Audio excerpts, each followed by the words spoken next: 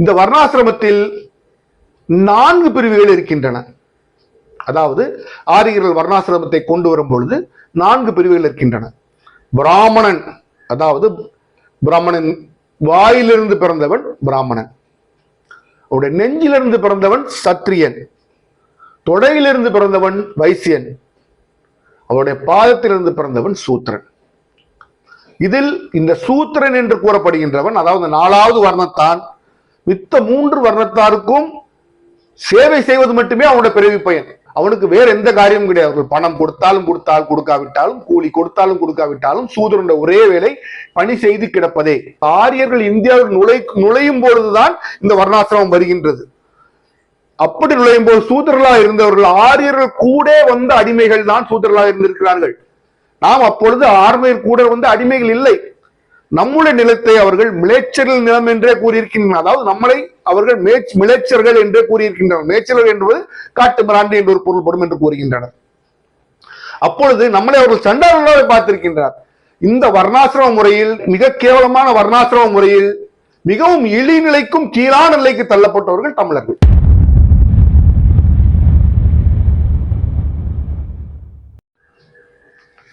வணக்கம். தமிழும் திராவிடம் மீண்டும் உங்களை வரவேற்கின்றது.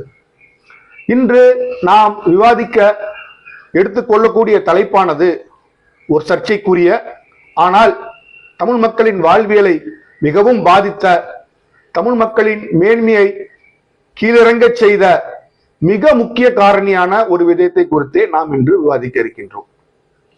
அப்படி என்ன விடயம் தமிழ் மக்களின் தாழ்ச்சிக்கு காரணமாயிற்று என்று நம்மை நாமே கேள்வி கேட்டுக்கொண்டோமானால் அனைவரிடம் கிடைக்கும் ஒரே பதில் வர்ணாசிரமம்.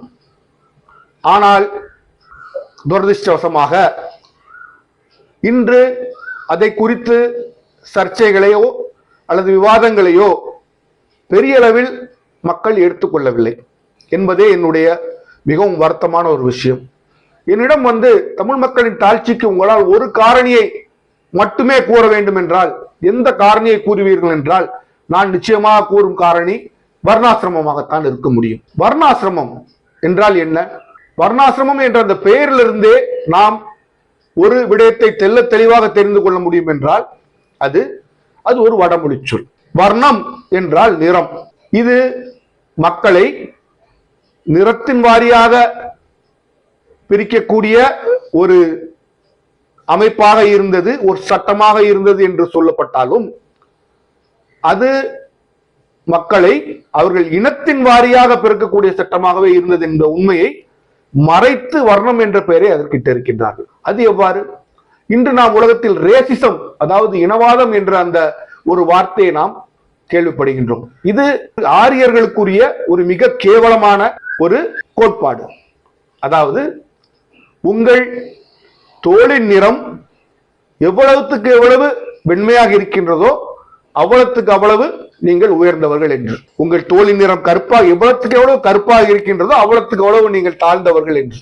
இந்த கோட்பாடு நாம் இன்று உலகத்தில் ரேசிசம் எங்கோ இருக்கிறது என்று பேசிக் கொள்கின்றோம் என்றாலும் இது முதலில் அமுல்படுத்தப்பட்டது, ரேசிசம் நடைமுறைப்படுத்தப்பட்டது இந்த மண்ணில் தான் என்பதை மறந்துவிட்டு நாம் வெள்ளையர்களை மட்டும் குறை கூறி தெரிகின்றோம். சரி, இது தமிழர்கள் தாழ்வுக்கு எவ்வாறு வழிவகுத்தது என்பதை நாம் பார்க்க வேண்டும்.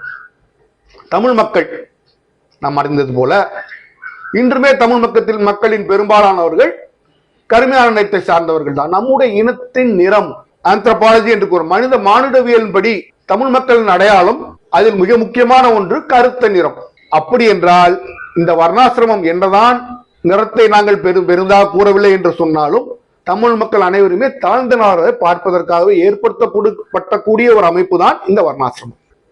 4 பிரிவுகள் இருக்கின்றன. அதாவது ஆரியர்கள் வர்ணாசிரமத்தை கொண்டு வரும் பொழுது 4 பிரிவுகள் இருக்கின்றன. பிராமணன், அதாவது பிராமணன் வாயிலிருந்து பிறந்தவன் பிராமணன், அவருடைய நெஞ்சிலிருந்து பிறந்தவன் சத்திரியன், தொடையிலிருந்து பிறந்தவன் வைசியன், அவருடைய பாதத்திலிருந்து பிறந்தவன் சூத்திரன். இதில் இந்த சூத்திரன் என்று கூறப்படுகின்றவன், அதாவது 4வது வர்ணத்தான், மித்த 3 வர்ணத்தாருக்கும் சேவை செய்வது மட்டுமே அவனுடைய பிறவி பயன். அவனுக்கு வேற எந்த காரியமும் கிடையாது. அவர்கள் பணம் கொடுத்தாலும் கொடுக்காவிட்டாலும், கூலி கொடுத்தாலும் கொடுக்காவிட்டாலும் சூதரன் ஒரே வேலை பணி செய்து கிடப்பதே. சரி, இந்த வர்ணாசிரம முறைக்கும் தமிழர்களுக்கும் என்ன சம்பந்தம் என்று கூறினால், பெரியார் ஈவே ராமசாமி போன்றவர்கள் தமிழர்களை சூதரர் என்று கூறி அவமானப்படுத்தி இந்த வர்ணாசிரமத்தை பலவாறு தாக்கினார்கள். ஆனால் நான் இன்னும் ஒரு படி மேலே செல்கிறேன். தமிழர்களை சூத்திரர் என்று கூட கூறவில்லை, அது சண்டாளர்கள் என்று அதற்கும் மேல ஒரு பகுதி. சண்டாளர்கள் யார்? பிரம்மனுடைய உடலிலே பிறக்காமல் வெளியே பிறந்தவர்கள் சண்டாளர்கள். உடனே நம் தமிழர்களுக்கெல்லாம் கோரலாம், நம்மை நாம் ஆனால் உண்மை கோவப்படலாம், நாம் சண்டாளர் என்று கூறுகிறேன். ஆனால் ஆரிய வர்ணாசிரம தர்மப்படி தமிழர்கள் சண்டாளர்கள் தான்.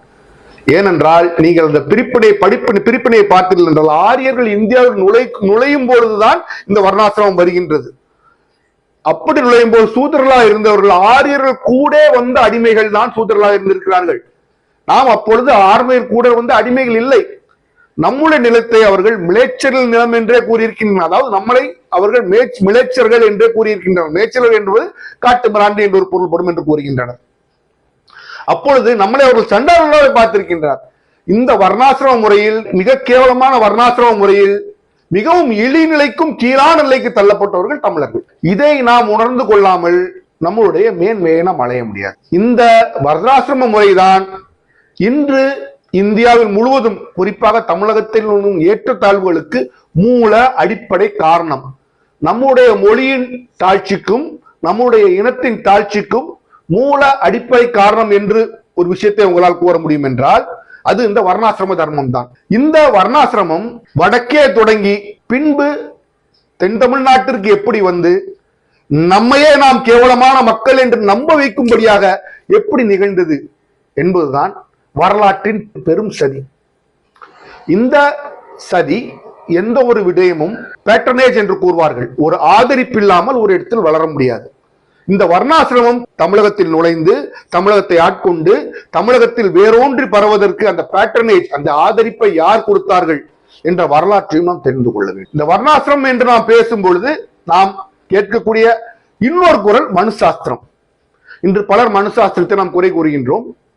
அந்த மனுசாஸ்திரத்தில் என்ன கூறியிருக்கின்றது என்று தெரியாமலேயே பலர் குறை கூறுகின்றனர். மனுசாஸ்திரத்தை நான் குறைதான் கூறுகின்றேன், ஆனால் அதை படித்து முடித்து அதை குறை கூற வேண்டும். அந்த மனுசாஸ்திரத்தை நாம் தெரிந்து கொள்ளாமல் சாதியம், வர்ணாசிரமம் என்ற பெயரில் தமிழர்கள் எப்படி இழிவுபடுத்தப்பட்டிருக்கின்றனர், தமிழர்கள் தங்களை தாங்களே இழிமக்களாக நினைக்கும் அளவிற்கு எப்படி நம்முடைய மூளையை அது ஆட்கொண்டு நம்மை நாமே இழிவாக நினைக்க கொண்டு செய்துவிட்டது என்பதுதான் இந்த வர்ணாசிரம தர்மம் என்று கூறப்படுகின்ற வர்ணாசிரமம் என்ற கேவலமான அந்த கோட்பாட்டின் ஒரு மிகவும் கண்டனத்திற்குரிய ஒரு விஷயம். நீங்கள் தமிழகத்தில் ஒரு வார்த்தை அழகாக பார்த்திருக்கலாம்.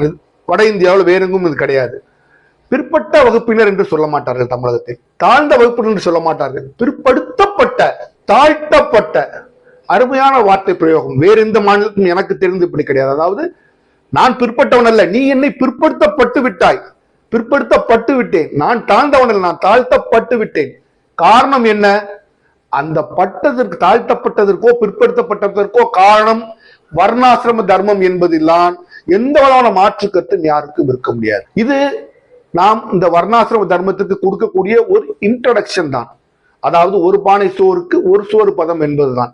இதை குறித்து நீங்கள் பேசிக் கொண்டிருந்தீர்கள் என்றால் ஒரு வருடம் பேசலாம். அத்தனை கேவலமான விஷயங்களை உள்ளடக்கியது தான் இந்த வர்ணாசிரம தர்மம்.